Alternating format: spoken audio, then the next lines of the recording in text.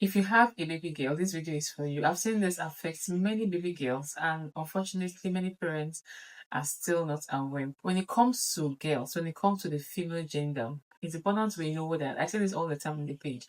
It's important we know that the structures down there are different from what we have in boys. And it's not because this condition doesn't happen in boys, it actually happens in boys, but it is more common in girls. It is very, very common in girls. It is urinary tract infection. This infection is so common, and if it is not properly treated, it can actually lead to kidney damage. But the good news is that it can actually be prevented, but it's important it is identified early and treated properly so it doesn't lead to other complications in the child. So when it comes to the structures down here, where the pee, that's where the urine comes out from, that part is called the urethra, and that urethra can get infected. It is shorter in girls. That area can easily get infected. I'll mention common signs you will see in babies. I'll mention common signs you will see in older kids. So when it comes to babies, the commonest sign you will see is usually fever. Oftentimes, this fever is just unexplained. You can't say, oh, this baby is having malaria.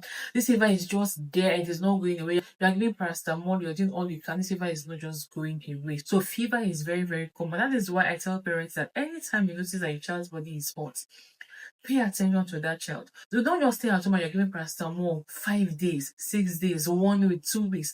You're just giving paracetamol because you are told whenever baby's body is hot, you should give paracetamol. If you're giving your paracetamol 1, 2 days, nothing is happening, you should get that baby checked as early as possible because something else may be happening. I do always emphasize fever is not a sign of tickling, because that is one thing people will always tell me, oh, that's it, they worry. No, it can be a sign of a urinary tract infection. If you know that baby is having this unexplained fever, ensure that baby is checked for urinary tract infection when you get to the hospital. Other signs you may notice in the baby is that the baby might be crying excessively, baby is not sleeping, the child may be vomiting. It's not spit up. Spit up is different from vomiting. In spit up, you just fed the baby and baby just bring out the feet almost immediately. But vomiting is persistent. Baby is almost not retaining anything in the abdomen. Baby may not be feeding well. The child may be losing weight. Baby, and each time baby wants to pee, baby will start crying excessively. As a parent, you already know how often your baby pees and how many diapers you use in a day. But in this condition, what happens is that the child may pee more often. So when it comes to babies, these are signs you may see. For other kids, they may tell you their tummy is paining them, their pee is painful.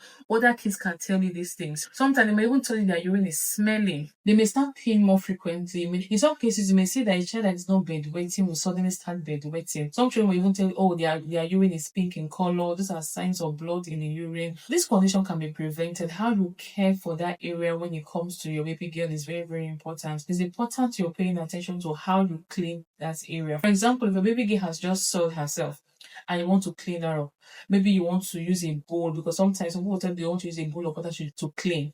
It's important you wipe first before putting your baby girl inside that bowl. Whether you're using a bowl, you're using a basin, or you're using a bathtub, whatever you're using, ensure you clean her first. Because if you don't clean her first, when you just put her like that inside a bowl, or inside a basin, or inside a tub, it's going to be swimming inside a pool of microorganisms, and these microorganisms can get in there and cause this infection. So it's important to clean her first, and as much as possible, use running water. So another thing is when it comes to the direction of wiping, each time she is soiled, the direction of cleaning is also important. How you clean your baby, how you clean your baby girl.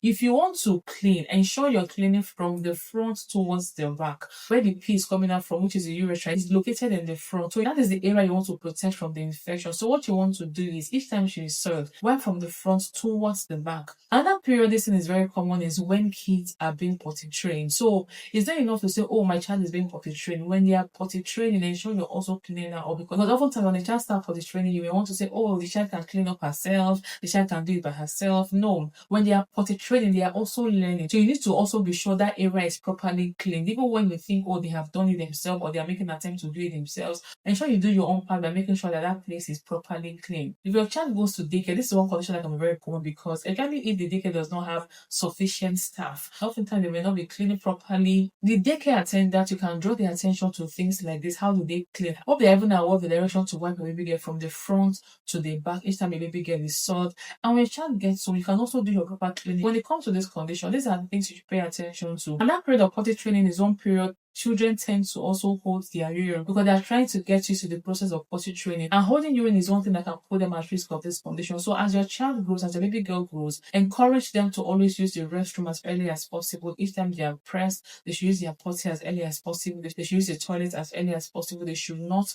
be holding their urine. This is very, very important. And even in adults, as a woman, this is one reason you shouldn't be holding your urine. If your baby is on breast milk, ensure you're breastfeeding adequately because in breast milk, they're going to be getting proper hydration. For kids who have started solids, also ensure you're also giving some amount of water. For older kids, for toddlers, for older kids, ensure their hydration level is optimal. Also ensure you're changing their diaper frequently each time they are soiled. Do not just leave a baby in a soiled diaper for a long period of time. This can put them at risk of urinary tract infection. This is one condition that is best prevented. So I hope this video is helpful and I hope to see you in another video. Until then, bye.